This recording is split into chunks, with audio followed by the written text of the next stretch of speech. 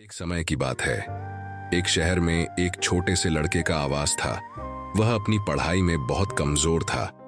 इसके कारण वह परीक्षाओं में बहुत कम अंक प्राप्त करता था। उसके स्कूल के सभी शिक्षकों की नजरों में उसकी बेहद खराब छवि थी। शिक्षक उससे खुश नहीं थे और उसके सहपाठी उसके मजाक उड़ाते थे। उसका आत्मविश्वास भी बहुत कम था। पढ़ाई में कमजोर होने के कारण उसके माता पिता भी बहुत परेशान थे। वह खुद भी अपने स्कूल में एक खराब छात्र की छवि के कारण बहुत परेशान था। अक्सर वह कठिनाइयों का सामना करने के लिए कठिन पढ़ाई करने की कोशिश करता था, लेकिन उसको पढ़ाई करने का मन नहीं करता था। उसका मन बहुत बेचैन रहता था। इस कारण वह ध्यान केंद्रित करने और लंबे समय तक पढ़ाई करने में सक्षम नहीं था। वह खुद को सुधारना चाहता था, लेकिन उसे नहीं पता था कि वह अपने आप को कैसे सुधार सकता है। एक बार एक छोटे से लड़के के दोस्त ने उसको अपने गांव के पास एक बुद्धिमान जैन मोंक के बारे में बताया। दोस्त ने सुझाव दिया, तुम्हें उससे मिलना चाहिए, शायद वह तुम्हारी मदद कर सकते हैं। अगले दिन वह छोटा लड़का उस जगह पहुंच गया जहां जैन मोंक ठहर रहे थे। सुबह के समय जब वह पहुंचा, वह जैन मोंक को ध्यान में बैठे पाया तो वह उसके सामने बैठ गया और सब्र से बैठा रहा। कुछ समय बाद जैन मोंक ने अपनी आंखें खोली और लड़का ने उसके सामने आदर से माथा झुकाया। जैन मोंक ने लड़के की ओर दयालुता से देखा और पूछा कि उसने क्यों आना है। लड़का रोने लगा और कहा, सर, कृपया मेरी मदद करें। मेरी पढ़ाई में मुश्किल हो रही है। मुझे समझ नहीं आता कि शिक्षक कक्षा में क्या पढ़ाते हैं, और जब मैं घर पर पढ़ने की कोशिश करता हूं तो मेरी हौसला गिर जाती है, तो मोटिवेशन खो देता हूं और बंद कर देता हूं। इससे मेरे स्कूल में मेरी बुरी छवि हो गई है। मुझे नहीं पता क्या करना चाहिए। क्या आप मेरी मदद कर सकते हैं? जैन मोंक ने छोटे लड़के को सांत्वना दी और कहा, चिंता मत करो मेरे दोस्त। बहुत से छात्र इस समस्या का सामना करते हैं, लेकिन मुझे खुशी है कि तुम सुधारना चाहते हो। इसलिए आज मैं तुमसे कुछ सुझाव साझा करूंगा। इनका पालन करके तुम अपनी ध्यान केंद्रणा में सुधार कर सकते हो और अधिक प्रभावी रूप से पढ़ाई कर सकते हो। कृपया ध्यान से सुनो। लड़का ध्यान से सुन रहा था। जैन मोंक आगे बढ़े और कहा, पहले खुद को अपर्याप्त मत समझो और दूसरों की राय को अपनी पहचान न बनने दो।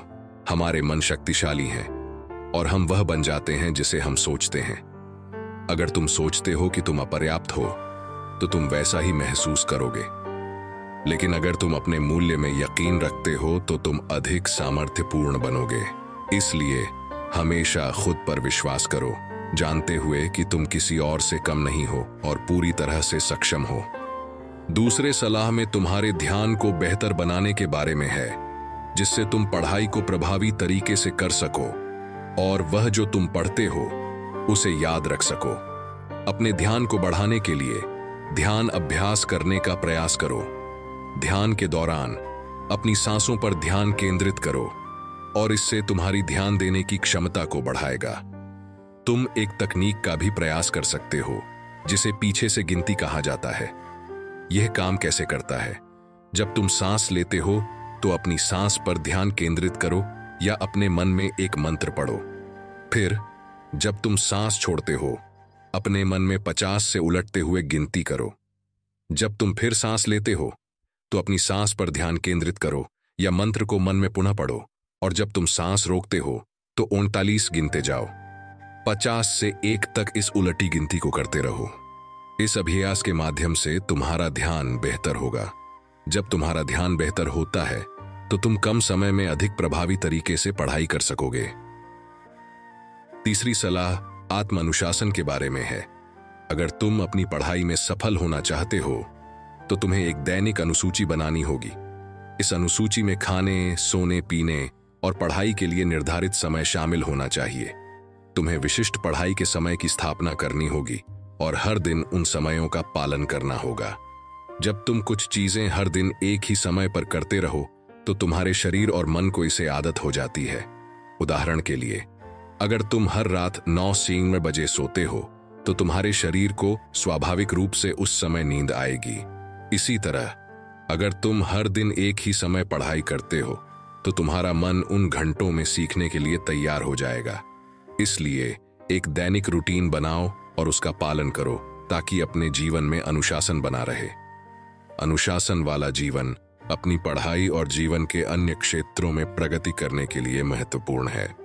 चौथी सलाह है कि तुम अपनी कक्षा में पूरी तरह से लगे रहो और ध्यान दो। शिक्षा कक्षा में होती है, इसलिए अगर तुम वहां मौजूद नहीं हो और ध्यान नहीं देते तो तुम्हारे शिक्षक की पढ़ाई को समझ नहीं पाओगे। लेकिन अगर तुम चौकस और कक्षा में पाठों को समझते हो तो तुम्हें घर पर उन्हें सिर्फ दोहराने की आवश्यकता होगी। इसका मतलब है कि तुम्हें स्कूल के बाद लंबे समय तक पढ़ाई करने की आवश्यकता नहीं होगी, जिससे तुम्हारे पास अन्य क्रियाओं के लिए अधिक समय होगा। इसलिए सुनिश्चित करो कि तुम कभी भी अपनी कक्षाएं न छोड़ो और हमेशा उपस्थित और ध्यानदार रहने का प्रयास करो। और अगर कभी भी कुछ समझ में ना आए तो अपने शिक्षक से मदद के लिए पूछने में संकोच न करो। पांचवीं सलाह छात्र के लिए अपने शारीरिक और मानसिक स्वास्थ्य की देखभाल के बारे में है, जो बहुत महत्वपूर्ण है। अच्छे स्वास्थ्य के लिए तुम्हें संतुलित आहार खाना और व्यायाम करना चाहिए। यह महत्वपूर्ण है कि तुम अपने शरीर की आवश्यकता के हिसाब से कितना खाना चाहिए और पढ़ाई से पहले भारी भोजन से बचना चाहिए। इसके बजाय हल्का और आसान पचने वाला आहार पसंद करो। रोजाना की आहार में भिगा हुआ बादाम, सूखे फल और कद्दू के बीज शामिल करने का प्रयास करो, क्योंकि वे तुम्हारे मानसिक शक्ति और याददाश्त को बढ़ा सकते हैं। कुछ जड़ी बूटियां जैसे कि ब्राह्मी, शंख पुष्पी और अश्वगंधा तुम्हारे मानसिक स्वास्थ्य में सुधार कर सकती हैं, तनाव को कम कर सकती हैं और तुम्हारे नींद की गुणवत्ता को बढ़ा सकती है। अच्छी नींद तुम्हें दिन के दौरान अधिक चौकस और अपनी पढ़ाई पर ध्यान केंद्रित करने में मदद करती है। इसके अलावा सुनिश्चित करो कि तुम रोजाना कम से कम 30 मिनट व्यायाम करते हो, ताकि तुम शारीरिक रूप से स्वस्थ और सक्रिय रहो। इन कदमों का पालन करके तुम अपने शारीरिक और मानसिक स्वास्थ्य दोनों को सुधार सकते हो, जो तुम्हारी पढ़ाई में तुम्हारे प्रदर्शन को उजागर करेगा। छठी सलाह है कि विचलनों को कम करना और पढ़ाई करते समय संक्षिप्त नोट्स बनाना। ध्यान केंद्रित रहने के लिए अपनी पढ़ाई के लिए एक शांत स्थान चुनो जिसमें विचलन न हो। अपने परिवार को बताओ कि जब तुम पढ़ाई कर रहे हो तो छोटा समय के लिए शांति चाहिए। इससे तुम्हारा ध्यान बेहतर होगा। अपने मोबाइल फोन को साइलेंट मोड पर रखो या सूचनाओं को बंद करो ताकि विचलन न हो। यह अच्छा नहीं है कि तुम अपने बिस्तर पर पढ़ाई करो, क्योंकि वह मुख्य रूप से सोने के लिए होता है और वहां पढ़ाई करने से तुम्हें नींद आ सकती है। इसके बजाय कोशिश करो कि तुम किसी डेस्क या टेबल पर पढ़ाई करो। अगर थोड़ी देर बैठने के बाद थक जाते हो तो कुछ मिनट के लिए छोटा ब्रेक लेना। इस ब्रेक के दौरान तुम थोड़ी देर के लिए सैर पर जा सकते हो, कुछ ध्यान, हल्का स्नैक कर सकते हो या कुछ ताजगी भर सकते हो। ब्रेक के बाद अपने अध्ययन में वापस लौटने पर तुम्हें पढ़ा हुआ समझने में आसानी होगी। पढ़ाई के दौरान संक्षेप नोट लेने का ध्यान दो। नोट जानकारी को याद रखने में मदद कर सकते हैं और चीजों को लिखने से तुम केवल पढ़ने से बेहतर याद रख सकते हो। ये नोट्स आपको बाद में अपने परीक्षा की समीक्षा करने में भी मदद करेंगे। चिनमोंक ने छोटे लड़के को देखा और कहा, मेरे दोस्त, यदि तुम इन सुझावों का पालन करोगे तो तुम्हारा ध्यान सुधरेगा और तुम्हारी पढ़ाई में अच्छा प्रदर्शन करोगे। तुम्हें अपनी परीक्षाओं में भी अच्छे अंक मिलेंगे। इसके बाद चिनमोंक खामोश रहे। छोटे लड़के ने मोंक को वादा किया कि वह इन सुझावों का अपने जीवन में पालन करेगा और उसने मोंक को नमस्कार किया और उसके बाद वह चला गया। अगर तुम अपनी पढ़ाई में बेहतर प्रदर्शन करना चाहते हो तो तुम इन सुझावों का उपयोग कर सकते हो। ये न केवल तुम्हारे स्कूल में अच्छे प्रदर्शन करने में मदद करेंगे, बल्कि तुम्हारे ध्यान और समर्पण को भी सुधारेंगे, तुम्हारे जीवन के अन्य क्षेत्रों को भी फायदा पहुंचाएंगे। इसलिए आज से ही इन सुझावों का अपने जीवन में एक एक करके उपयोग करना शुरू करो, क्योंकि हर दिन थोड़ा प्रगति करने से महत्वपूर्ण परिणाम मिलते हैं।